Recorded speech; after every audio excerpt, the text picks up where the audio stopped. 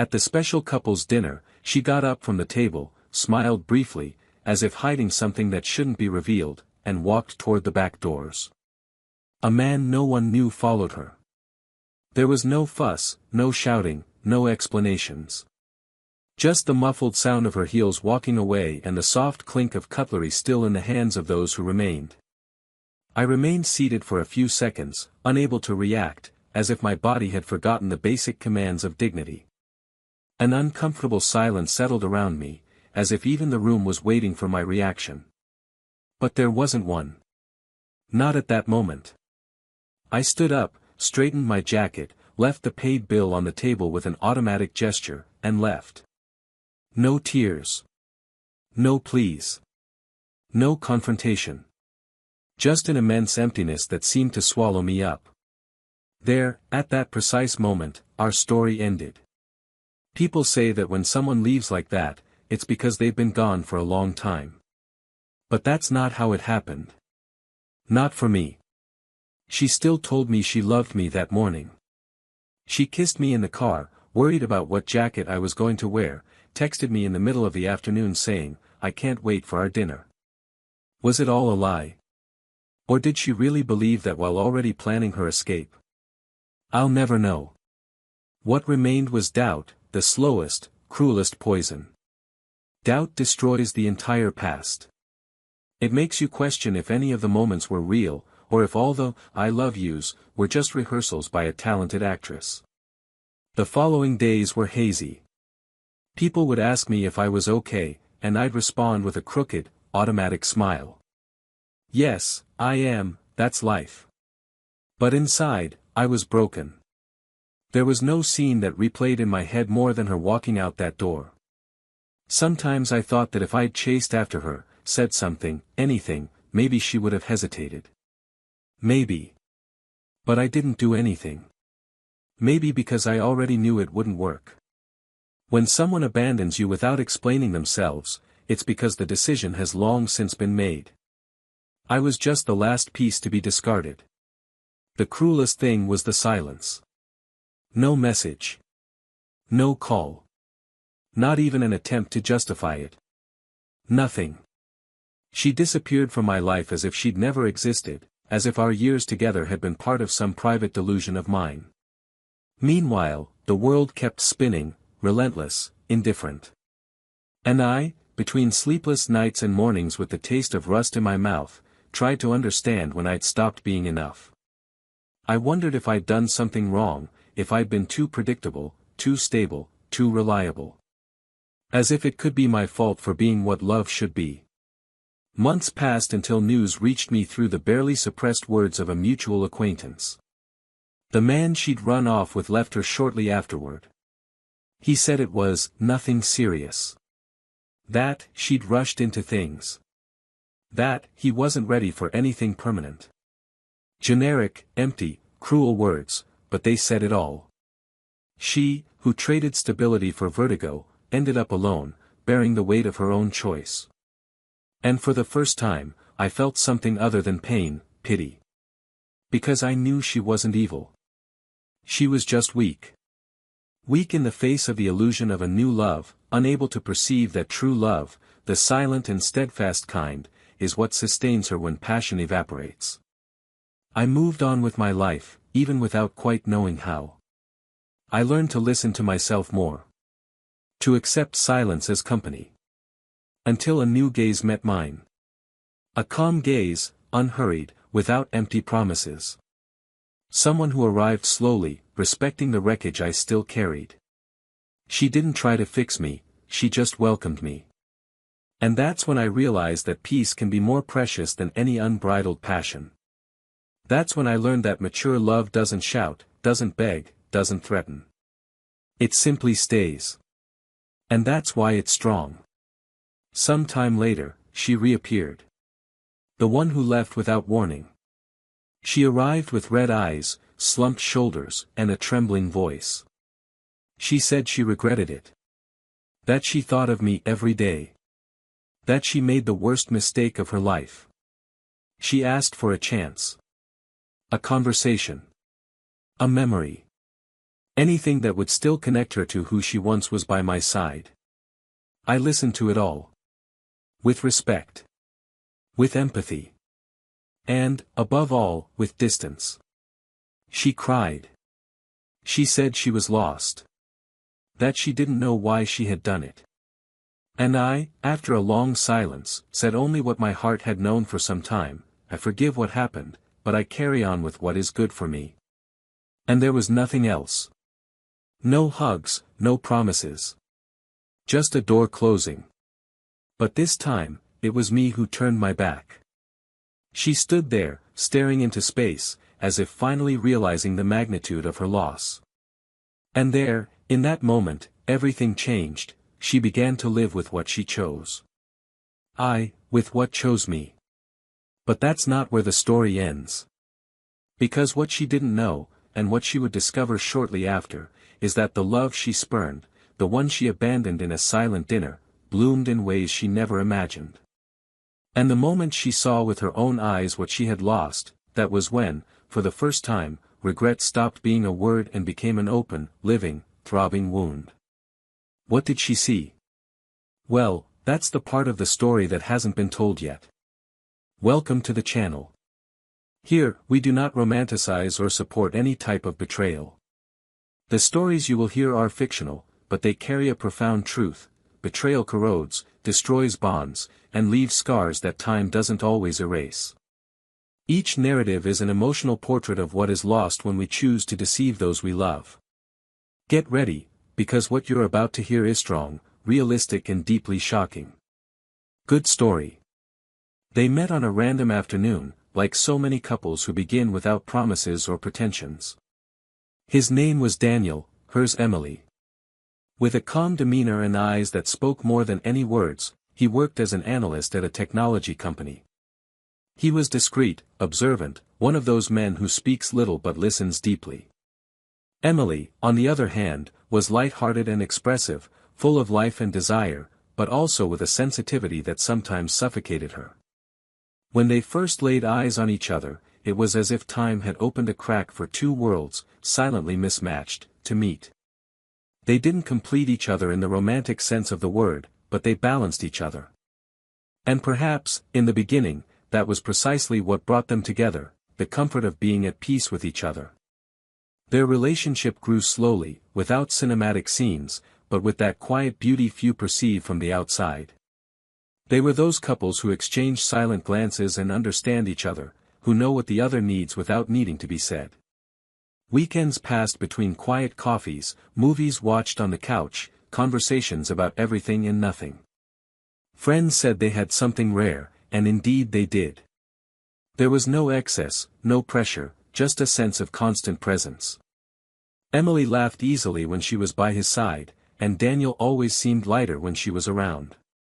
There was a gentleness in their gestures, a form of care that came from intimacy built with time and respect. Nothing there was forced. It was love, yes, but an everyday love, the kind that makes no fuss but runs deep like ancient roots. They lived in a two-bedroom apartment in a quiet neighborhood, where mornings were filled with the smell of coffee Daniel religiously brewed before work and evenings ended with the sound of Emily's voice reading aloud from her favorite books. The space they shared was serene, made of small routines and details that only make sense to those who experience it. She decorated the house with small, personal touches, and he made sure everything worked together. They were a duo, a partnership that, to the world's eyes, seemed solid. They shared dreams, responsibilities, and plans for trips that had yet to be scheduled. They both believed they were exactly where they were meant to be. Over time, however, as happens in almost all relationships, life began to take its toll. Routine took hold, schedules became tight, commitments piled up. Daniel started working longer hours, arriving home more tired, and Emily began to feel a certain emptiness she couldn't explain. It wasn't his fault, nor hers. It was just life taking its toll. Still, they tried. He did his best to be present, even exhausted, and she continued planning small dinners at home, buying flowers for the living room, creating moments so they wouldn't lose each other. But there was something she didn't say, something slowly growing inside her, a silent dissatisfaction, a longing to feel something again she couldn't name. Even with the fog beginning to form between them, there was affection. There were no constant fights, no disrespect, just a subtle distance. The silences, once comfortable, now began to feel too long. The kisses, still present, became less frequent. The dinner conversations became more practical than intimate. Daniel noticed the changes but tried not to magnify them.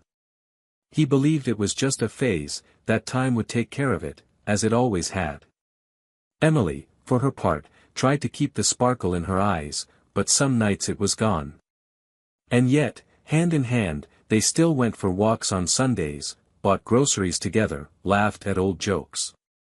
Each other's presence was still a comfort, but now tinged with a slight discomfort no one dared to name. Their closest friends continued to see them as an admirable couple. That couple that inspires stability, that makes what so many struggle to achieve seem effortless. When they were in public, there was a subtle harmony between them, as if years of living together had taught them to respectfully occupy each other's space. But only those who truly love know when something is changing. Daniel noticed a certain haste in her gestures, a gaze that began to wander in different directions, even when she was there, physically beside him. And Emily, even though she didn't know exactly what she was searching for, felt something dormant inside her that was beginning to awaken. Maybe it was just a desire to feel something new, maybe it was just a fear of sameness, or maybe it was something deeper, something she couldn't yet understand. He loved her. There was no doubt about that. It was a calm love, a love that preferred to care rather than impress. He was the kind who paid attention to details, who knew the day of her hardest test, who texted her to ask if she'd eaten, who remembered dates she'd forgotten. Emily valued this, but over time, she began to wonder if it was enough. Not because of him, but because of a desire that grew within her to feel alive again, to feel butterflies in her stomach, to have stories to tell. It was as if she'd begun to look at life through the window of a moving train, wanting to jump out and run free, aimlessly. Still, they continued. In Sunday lunches with their families, in smiling photos on social media, in birthdays celebrated with simple cakes and knowing glances. Daniel was never a man of grand gestures, but his presence was constant. When she was sick, he cared. When she cried, he listened. When she was silent, he respected her. Emily knew this. She knew how lucky she was, how rare it was to find someone who simply stayed. But the human heart is full of traps. And sometimes, knowing isn't enough. You have to feel. That year brought subtle changes. An invitation to an event here, a new friendship there. Small decisions that seem insignificant, but which, added together, shape the path ahead. Emily began going out more alone, attending groups that didn't include Daniel, seeking new references to understand herself outside of the relationship. And he, believing in their love, remained there, unaware that, little by little, she was beginning to construct an identity that no longer included him. It was as if she were trying to prove to herself that she could still be someone other than his wife. None of this was spoken between them. Silence, once again, reigned, a comfortable choice for those unwilling to face pain. They still made plans. They still smiled in photos. They still loved each other, each in their own way. But something was already changing. And although neither of them knew clearly what was to come, fate had already begun to silently draw the breaking point. Life, sometimes, doesn't shout. It whispers. And in that moment, that's what happened. A slow, almost imperceptible whisper, laden with omens. Love, even strong, when unnurtured, begins to fade. And when that happens, it's not always hate that follows. Sometimes, it's simply oblivion. The loss of connection. The absence of meaning. Daniel, still firm, still hopeful, believed in rebuilding. Emily, torn between old affection and a new restlessness, began walking in another direction, unaware that each step she took her away not only from him, but from everything they had built together. And then, the invitation to the special dinner arrived. An elegant event, reserved only for couples, hosted by close friends. The perfect opportunity, they both thought, to reconnect, to remember why they started all this. They chose their clothes carefully. They exchanged sincere compliments. They laughed, albeit with a touch of nostalgia. There was affection in the gestures, the looks, the words. As if, for a moment, everything was back in place. But what neither of them knew was that night, the love that seemed only dormant would face its greatest test. And the story they seemed to be writing together from the beginning would take a turn that would forever change who they were, and who they could have been. That night, the special dinner seemed well-timed. Daniel believed it might be the right moment to rekindle what had somehow been lost between them. Emily, though overcome by a mixture of anxiety and silent guilt, accepted the invitation with a restrained smile. They got ready together, but there was something different in the air, something almost imperceptible, a subtle tension that hovered over every gesture. Daniel, trying to dispel any premonition, looked at her with a tenderness that still stood the test of time. She, in turn, frequently looked away, as if his eyes were mirrors reflecting the doubt gnawing at her insides. The walk to the restaurant was marked by light conversation, full of pauses. They talked about the traffic, the weather, trivialities. Neither of them had the courage to touch on what, deep down, they knew lay between them, a chasm that grew silently. The restaurant dining room was full, illuminated by a soft, yellowish light. The tables decorated with candles and discreet arrangements created a romantic atmosphere, ideal for couples who still believed in love. Daniel watched her hands on the napkin, delicate and restless, and thought of how many times those same hands had safely intertwined with his. Emily feigned naturalness, but her heart was pounding. Each affectionate gesture from him seemed, somehow, to amplify the guilt she'd been carrying for the past few days.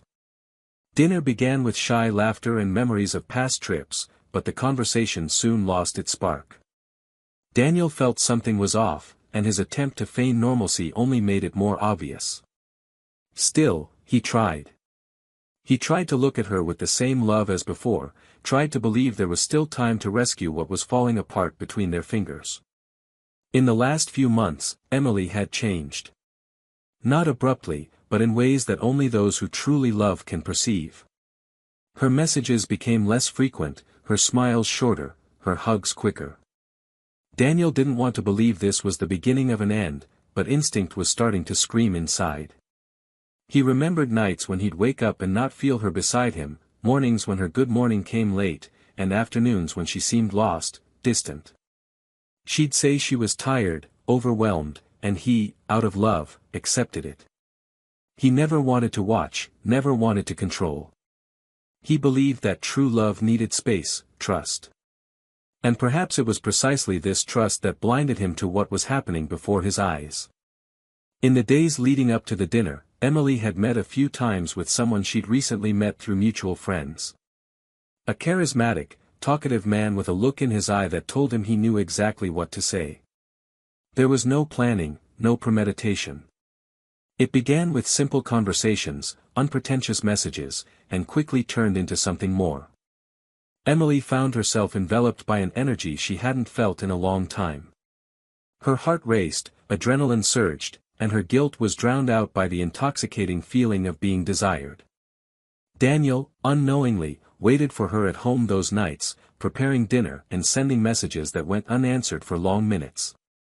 When she returned, she brought with her a different scent and a gaze that avoided his. Still, he embraced her with the same affection as always, believing that love was enough to heal what could not be named. During dinner, Emily pretended to listen as Daniel talked about a trip he wanted to take with her, a fresh start, an attempt to reconnect away from everything. She smiled, but inside, her stomach tightened with discomfort. His words, full of love and hope, hit against an invisible barrier she herself had erected. She wanted to tell the truth, to confess what she had been hiding, but fear of his reaction, of the ultimate loss, kept her silent. The waiter poured the wine, and they toasted. A silent toast, with gazes that never quite met. He longed for a fresh start, she feared the end. The contrast between them in that moment was almost cruel. Dinner progressed amid forced laughter and awkward pauses. Around them, other couples exchanged affectionate glances, subtle touches, and hushed declarations. Daniel looked at Emily and tried to strike up a conversation about the future, but she seemed distant, fiddling with her napkin. When he took her hand, he noticed it was cold. It was a simple gesture, but it made him realize something was irreparably wrong. For the first time, the silence between them wasn't the silence of those who understand each other, but of those who no longer know what to say. Even so, he took a deep breath and remained calm. Something ached inside, but a voice insisted that everything would pass. He didn't know that, at that very moment, the end was already being written. Emily glanced at her watch frequently. She seemed anxious, restless, as if waiting for something. Daniel noticed, but pretended not to notice. The waiter brought her dessert, and she barely touched it. She said she wasn't feeling well. He asked her if she wanted to leave, concerned, but she replied that she needed a minute, just one. She stood up, straightened her dress, and walked toward the back of the room, promising to return soon. He watched her walk away between the tables and felt something inexplicable in his chest, a premonition. He tried to ignore it, but the discomfort grew with every second it took her to return. As he waited, the sound around him began to distort. The voices at the other tables grew distant, the clatter of silverware seemed to come from far away. Daniel fiddled with his napkin, looked at his watch, and took a deep breath. 5 minutes. 10. 15. No sign of her. A waiter passed by, and he asked if he'd seen his wife. The waiter hesitated for a moment before answering yes, that she'd left through the back, accompanied by someone. In that instant, time seemed to stand still. Daniel blinked a few times, not quite understanding what he'd heard. The waiter's voice continued speaking, but the words no longer made sense. His body felt heavy, his hands trembling slightly. There was no immediate anger. There was, at first, a kind of denial. He thought maybe there had been a mistake. That maybe she'd just gone to answer a phone call.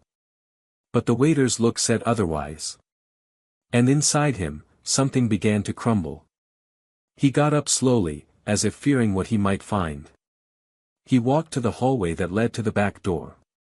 The air seemed thicker, colder. The laughter and hubbub of the dining room were gone. Outside, the night wind blew against his face, and the distant sound of a car pulling away echoed down the street. Daniel stood there for a moment, unable to move. It was as if the ground had disappeared beneath his feet. He walked back inside with slow steps, ignoring the curious glances around him. He sat back down at the table and stared at the untouched plate before him. The waiter watched him hesitantly from afar, and the other couples continued their conversations, oblivious to the silent collapse taking place there. The next few minutes were filled with absolute silence. Daniel didn't cry, didn't scream, didn't search for answers. He simply sat, staring into space, his heart pounding heavily in his chest.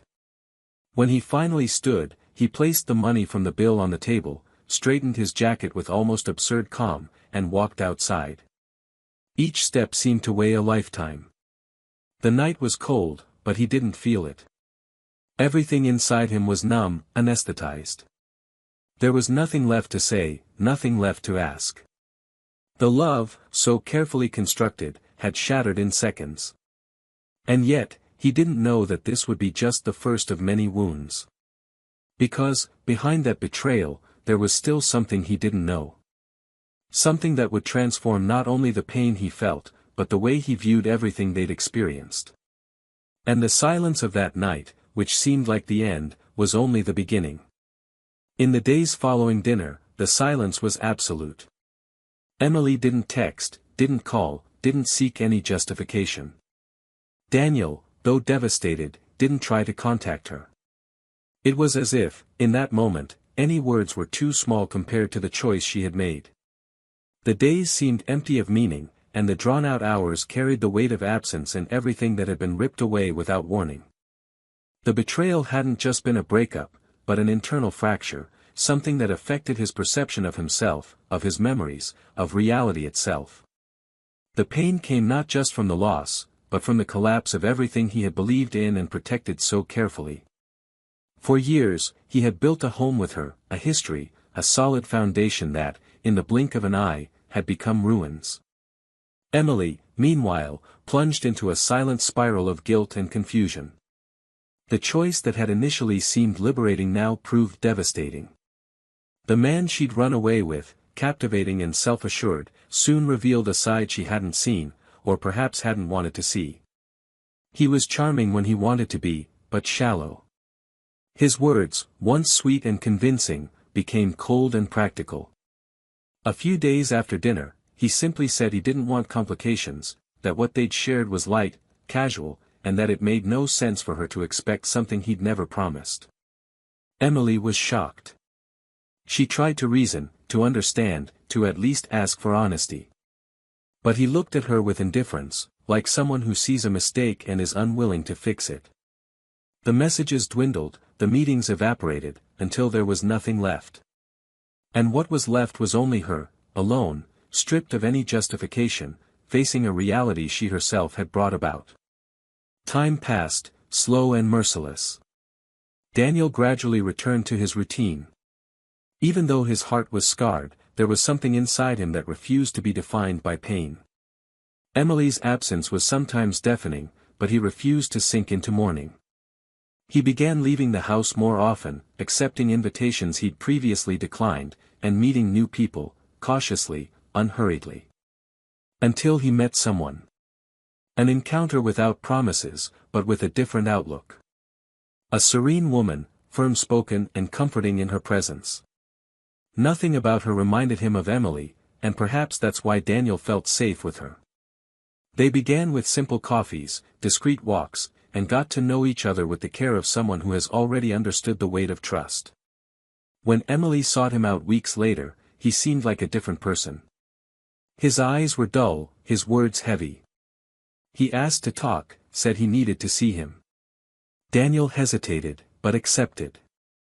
He arranged to meet at a discreet cafe and arrived early, as he always did. When she entered, she seemed weighed down by months of regret. She sat silently, staring at the cup of tea in front of her, and took a while to speak. He said he had made a terrible mistake.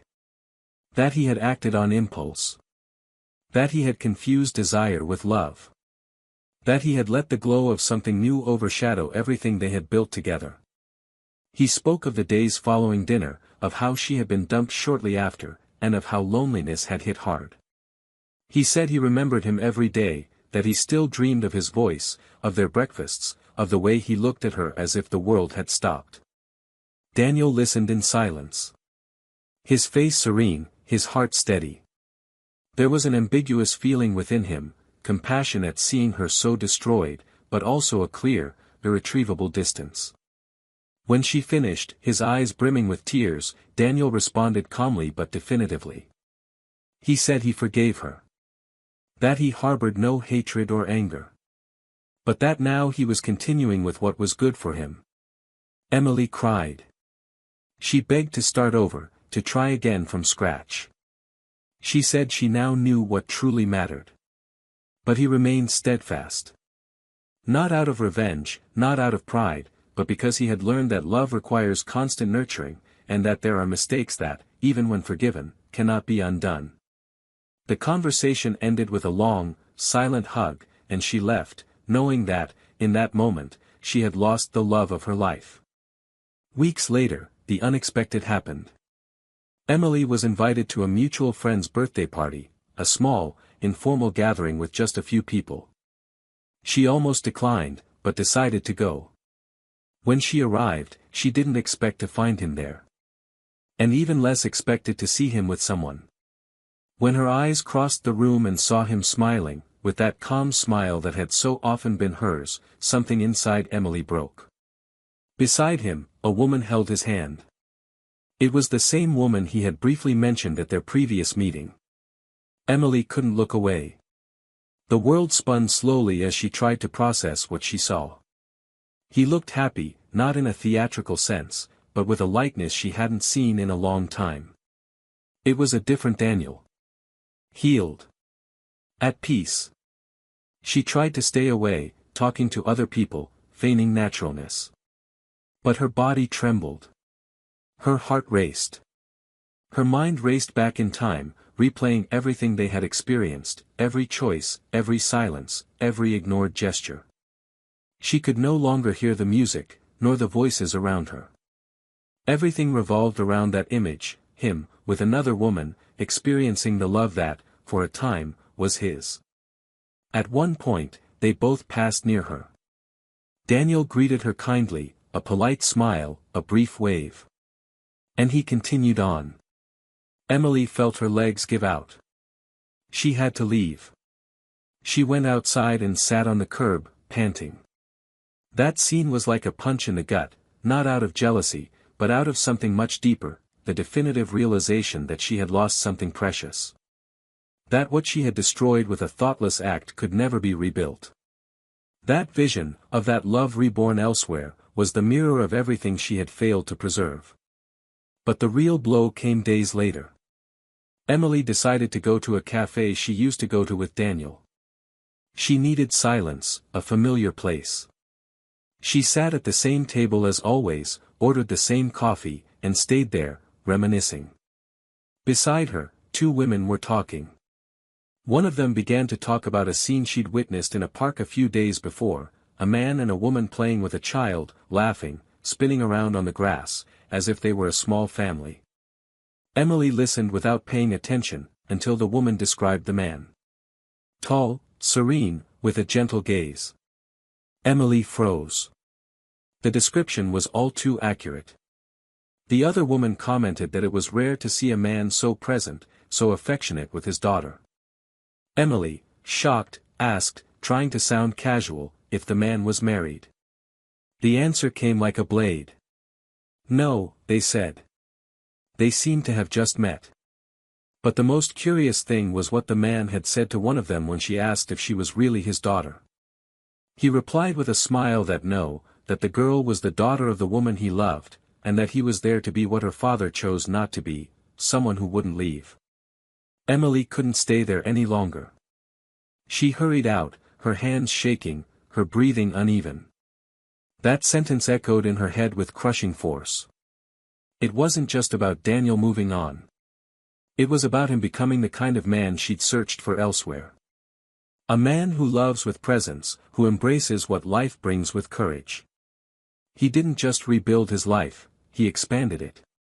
And he did so by being exactly who he'd always been, a man of integrity, loyalty, wholeness. Emily, for the first time, felt not only the pain of loss, but the stark awareness of an irreversible mistake. She realized it hadn't just been the betrayal of a dinner party. It had been the betrayal of a love she hadn't known how to value. And there, amidst the whirlwind of emotions, she understood, the love she destroyed wasn't just lost, it was found again by someone who knew how to care. And that, she could never undo. Emily began walking the streets as if searching for something she no longer knew where she left it. She avoided the places where she once felt safe, but she kept returning, as if part of her still searched for some trace of what had been in the same cafes, on familiar corners. She lived between memories and daydreams, dragging out the days as if she no longer expected great revelations, just some kind of relief. After that conversation she'd overheard in the cafe, about Daniel and the girl in the park, something inside her crumbled completely. It wasn't just the love she'd lost, but the idea of who he was. Because there, in that gesture of care for a daughter who wasn't his, for a woman he'd welcomed, Emily understood that Daniel hadn't transformed, he'd simply freed himself from the shadow she'd cast over them both. And in doing so, he blossomed in a way she'd never seen, or perhaps never wanted to see, while they were together.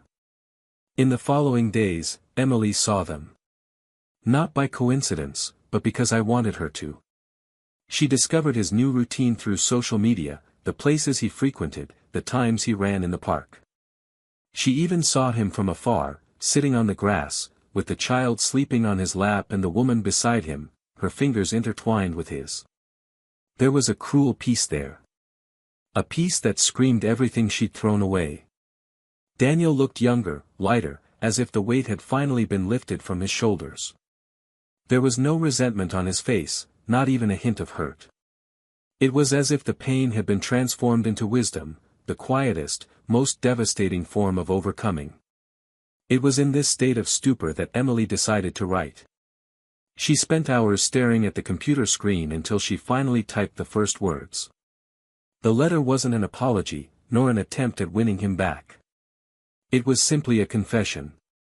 It spoke of the fear she felt, the emptiness that had grown inside her long before the betrayal, the neediness that made her fragile at any sign of newness. She wrote about how invisible she felt even around him, not for lack of attention, but because she no longer knew who she was. She spoke of the feeling of being in a relationship with someone who loved her so much that she no longer knew how to reciprocate. And she cried. She cried for having hurt the only man who had never diminished her, for having ignored how fortunate she was to have been loved so consistently. But she didn't send the letter.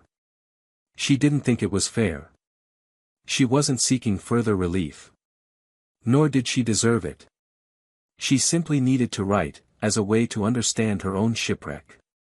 Daniel's life flowed like a calm tide, without major milestones, but full of meaning. The new woman by his side, Olivia, didn't want to replace anyone. She understood the place Emily had occupied in his story, but refused to live in the shadow of an unresolved past. So, from the beginning, she was transparent. He said he would only stay if he knew what they had was whole. Daniel respected her for that. And, over time, he learned to give himself over again.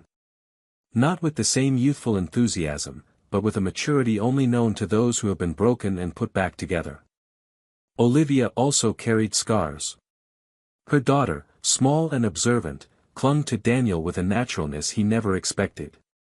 And, instead of running away from commitment, he chose to stay. He chose to be a foundation.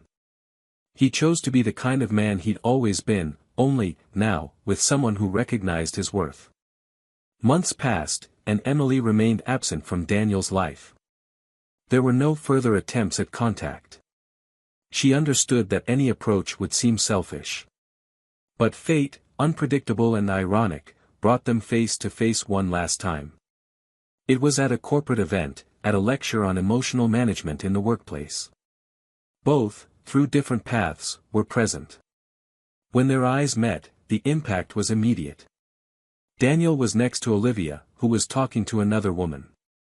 Emily was alone, with a name tag hanging around her neck and a glass of water in her hands. They pretended not to see each other for a few seconds, but it was impossible to ignore. During the break, she summoned the courage and approached. The conversation began with a formal, almost protocolary greeting. He smiled politely, but there was something in his eyes she didn't recognize. It wasn't anger, nor distance. It was lightness. A kind of liberation that hurt her more than any confrontation. She asked how he was, and he said fine. She commented on the event, and he nodded, and said something about the speaker. They talked for 5 minutes. Not a word about the past. No rescue, no regrets. Until she asked if he was happy. The question came out in a whisper, almost involuntary. Daniel hesitated for a second, looked at Olivia in the distance, then back at Emily, and responded with a slight smile. He said he was. That for the first time in a long time, he felt exactly where he was supposed to be. Emily nodded, swallowed hard, thanked him for the conversation, and said goodbye. When she walked away, her eyes filled with tears. Not because of his answer, but because of the serenity with which he delivered it.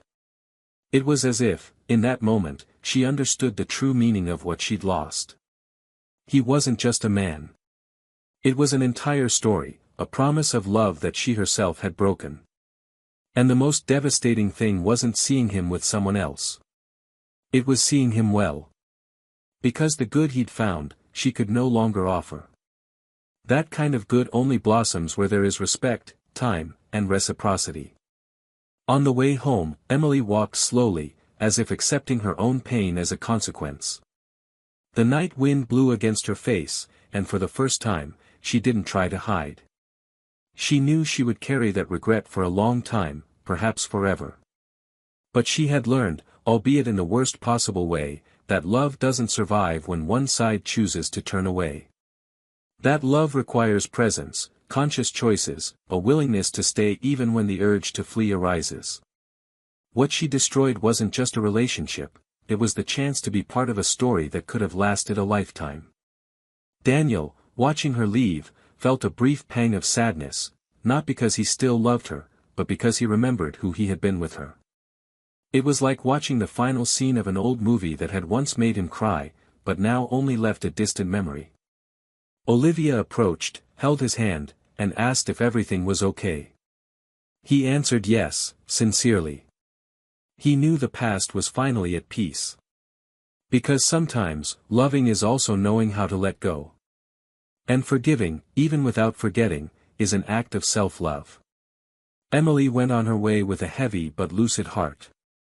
And Daniel went on his with a heart at peace, beside someone who knew how to recognize it before it was too late. Emily woke up late on weekends. Not out of laziness, but because the mornings had become too heavy to face early. She was living alone in a smaller, quiet apartment with white walls and impersonal furniture. It was as if everything around her had been designed to hold no memory, no trace of a previous life. She had good days, it was true, when she could accomplish her tasks, smile in casual encounters with colleagues, participate in meetings without betraying the restlessness behind her eyes. But on bad days, any simple gesture, any phrase heard on the radio, any couple passing hand in hand on the street, was enough to shatter the control she struggled to maintain.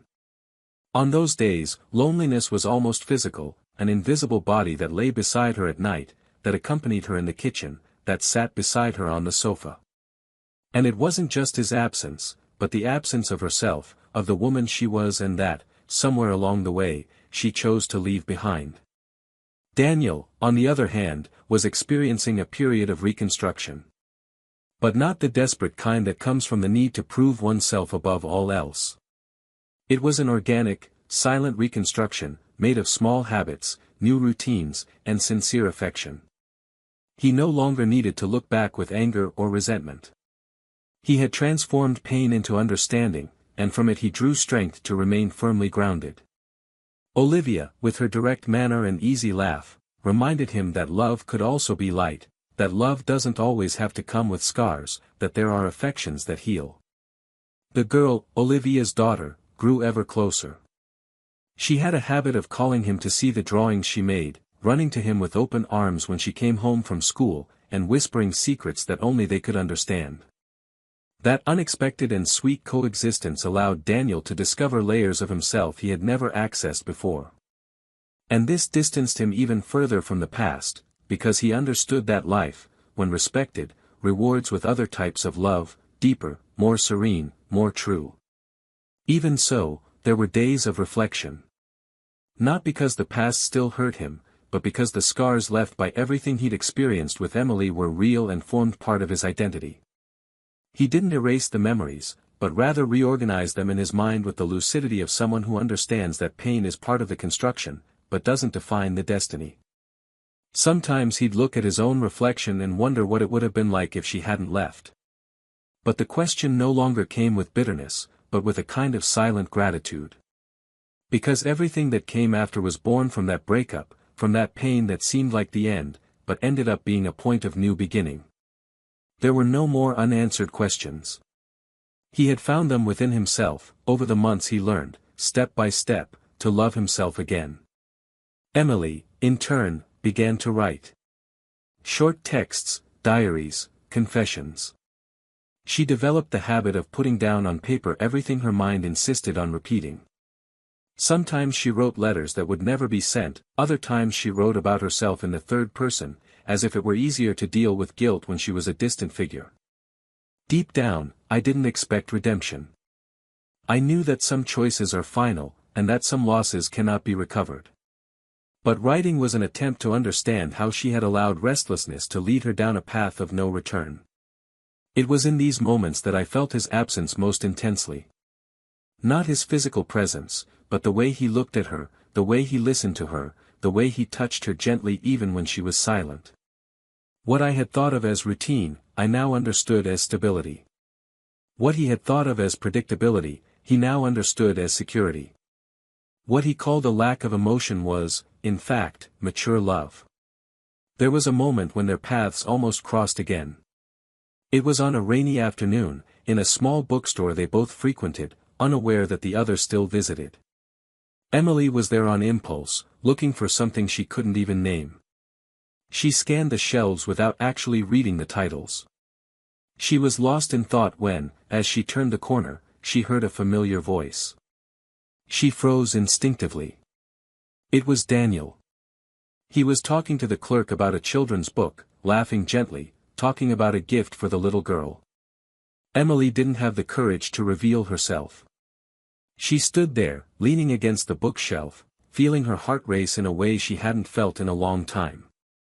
When he walked away, she took a deep breath and started walking again, but she couldn't help the emptiness that settled over her.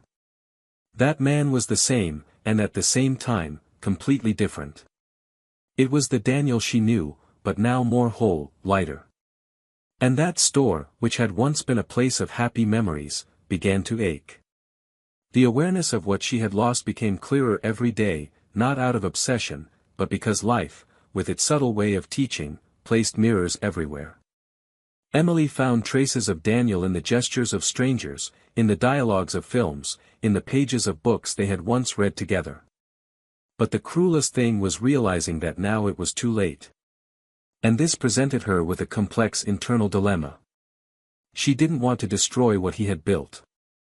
She didn't want to appear to disturb the peace he had achieved with so much effort. But at the same time, there was an uncontrollable urge within her to ask, just once, to let him know everything, every regret, every sleepless night, every tear not shed in public. Not to change anything, but so that, perhaps, he would know that it wasn't just her who had left. That, deep down, they had both lost themselves in the process. And that, in a way, she had been abandoned too, by herself, by her impulsive decisions, by the fear of staying.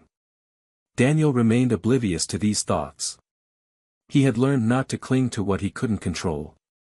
Olivia was a constant presence, and the bond between them grew stronger every day. There were no more comparisons to the past, no more haunting ghosts. The relationship was alive, present, real.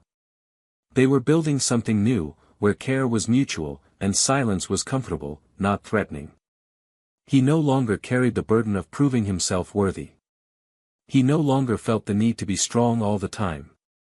With Olivia, he could be vulnerable. And that, more than any vow of love, was proof that he had found the right place to start over. Emily, little by little, began to find another way forward. Not in the same way as Daniel, she was still in process. But she accepted that part of growing up was living with what couldn't be undone. She began to open herself to new relationships, even though she was afraid. She knew love wouldn't come as it had before, and perhaps never would again. But she began to understand that life wasn't about fixing what was broken, but about learning to live with the missing pieces. She no longer looked for Daniel in other people, nor did she expect anyone to save her from what she had built herself. It was a lonely but necessary path. That same month, Emily was surprised by one last piece of news. A mutual friend, one of those who remained with time, casually mentioned that Daniel was thinking about moving with Olivia and her daughter. The company had made a transfer offer, and he seemed excited about the idea of a fresh start in another city, quieter, closer to nature. Emily listened to the news in silence. Her lips smiled, but her eyes betrayed a deep sadness.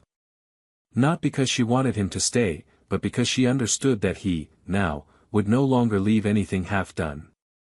Wherever he was, he would be whole. And that was what hurt the most, knowing that she had once held this man in her hands and let him slip away as if he were replaceable. It was inevitable that the idea of writing again would arise. Not to ask for anything, but as a farewell. A silent farewell. He put the words on the paper carefully, as if caressing something fragile. He said he finally understood that love isn't adrenaline or butterflies, it's presence, respect, a meaningful routine. He said he admired him for everything he built and for who he'd become. And he ended with the most honest sentence he could write, "You were my chance to be truly loved, and I didn't know what to do with it. But today, seeing you well heals me in a way that no attempt to win you back could." He sealed the letter, but didn't send it. He put it in a drawer, next to many others that also never made it. Meanwhile, Daniel continued planning for the future. He made lists of places to visit, schools to visit, details of the move. Amidst boxes and plans, he stopped for a moment, looked out the window, and reflected briefly on everything he'd experienced. Not with longing or regret, but with the clear awareness of someone who knows that everything that had happened had led him to this very moment. The pain, the brokenness, the loss, everything had a purpose. And although there were no guarantees of what would come, he knew he was ready.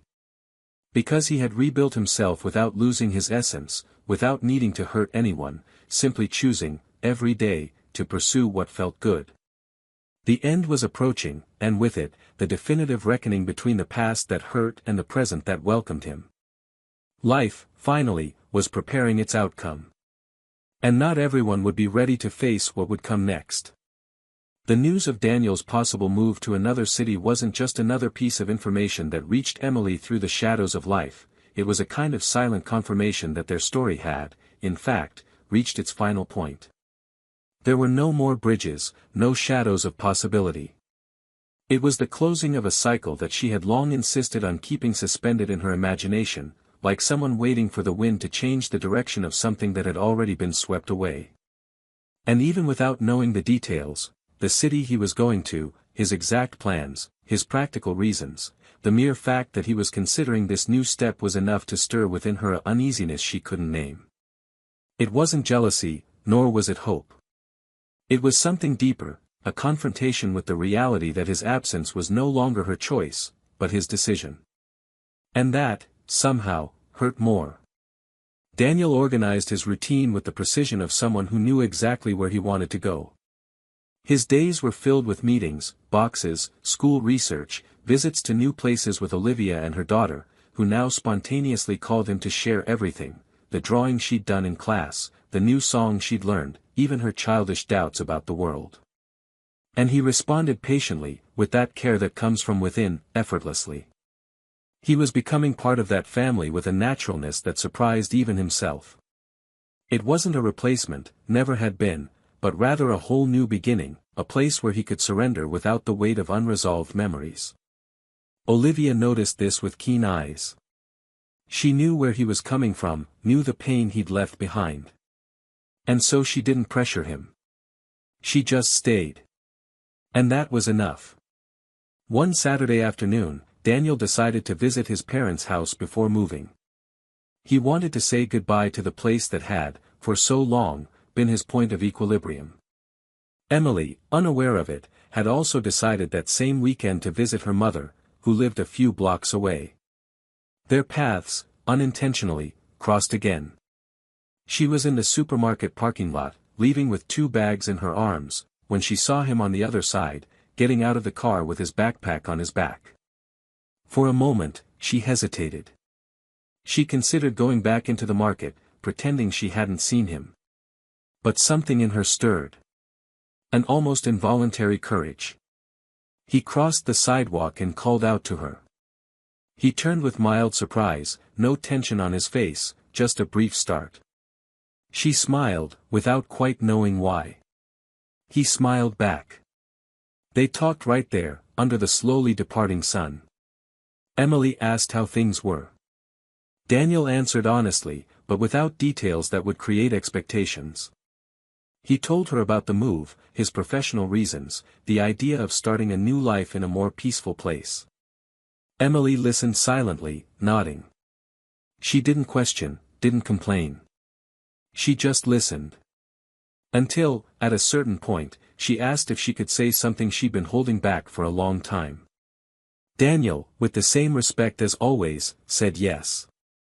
And then, she took a deep breath, looked away for a second, and when she looked back at him, she said she knew she was no longer part of his life, that she understood what she'd lost, and that she wasn't expecting anything. But she needed to say that, even unintentionally, she still loved the man he'd been by her side. Not to get back together, not to confuse him. But because, for a long time, she tried to erase that feeling out of shame, out of guilt. And now, with everything he'd built, with everything she'd seen him become, she needed to acknowledge that what they had was real, and that she would forever regret not having lived up to it. Daniel listened in silence. He didn't interrupt, didn't look away. When she finished, there was a long pause between them. The sound of cars around them seemed distant, as if the whole world had held its breath. He didn't smile, didn't cry. He just spoke. He said that, yes, their love was real. That she didn't need to question that. That the moments they shared didn't cease to exist because of their ending. But that he was a different person now, with different commitments, different choices. He said he had learned to no longer live in places where he wasn't seen. And that Olivia saw him. That her daughter saw him. And that, in that look, he discovered something he had never truly experienced, the feeling of being needed. And that, in the end, this healed him more than any apology could have. Emily didn't answer. He just nodded, stifling what would become a suppressed sob. And then he said goodbye. No drama, no attempt to prolong the scene. He walked to the car with a firm step, but as he closed the door, he allowed himself to cry. It wasn't the end of a love, because that had already happened. It was the end of the illusion that, in some parallel universe, there might still be a loophole. And that ending hurt more than any other. In the following days, Daniel sped up the moving process. He was determined. Olivia, aware of what had happened, didn't ask questions. She simply grew closer. She knew that true love also involves patience. And so she remained by his side with silent affection, helping him pack his books, disassemble his furniture, and plan his first days in the new city. The girl, excited about the idea of moving, asked if there would be a park, if the new house would have a balcony, if he would bring the pillow that smelled like him. And he laughed, answering each question lightly. In the last week before the move, Daniel decided to visit a place he and Emily used to go, a small pier by the lake, where they would sit in silence for hours. It wasn't nostalgia, nor a desire to relive anything. It was simply a nod to the past, a way to close a cycle with dignity. He sat on the same bench, gazed at the calm water, and reflected, for a few minutes, on everything that had been. There was no more anger. There was only peace. Peace in having been whole, even when he was hurt. Peace in having chosen love, even when it wasn't chosen back. Peace in having found someone who effortlessly recognized everything he had always been. Meanwhile, Emily continued on her path, now in a different phase. She started a writing course, went back to school, joined reading groups, and met people with stories as complex as her own. There was no redemption yet, but there was movement. And that was already a lot. She knew regret would be a constant companion, but she also knew she couldn't live in regret. She needed, at the very least, to learn from what had happened. And perhaps, one day, she would allow herself to love again, but this time, with more courage, more presence, more respect for herself and those around her. The city, in a few days, would look different. A chapter was closing. And what remained now was what would come next. Because some stories have no return. And they don't need to.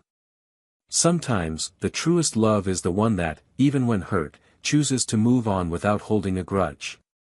Sometimes, the hardest lesson is understanding that love, no matter how real, isn't enough to sustain someone unwilling to stay.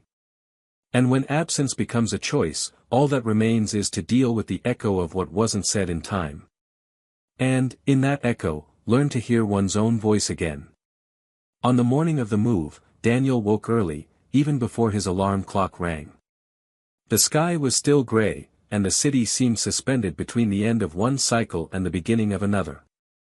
Boxes were stacked around the house, the closets empty, and the paintings already removed from the walls left whitish marks. Olivia slept peacefully beside him, and her daughter, in the next room, still lulled to sleep. He got up slowly, made coffee, sat at the table with a cup in his hands, and stood there, looking at the living room for the last time. There was no nostalgia, but there was reverence. That space had housed his reconstruction, his silences, his new beginnings. It bore the marks of someone who had been broken and patiently put back together. He got up, opened the window, and let the air in, cool and fresh, like a promise of a new beginning.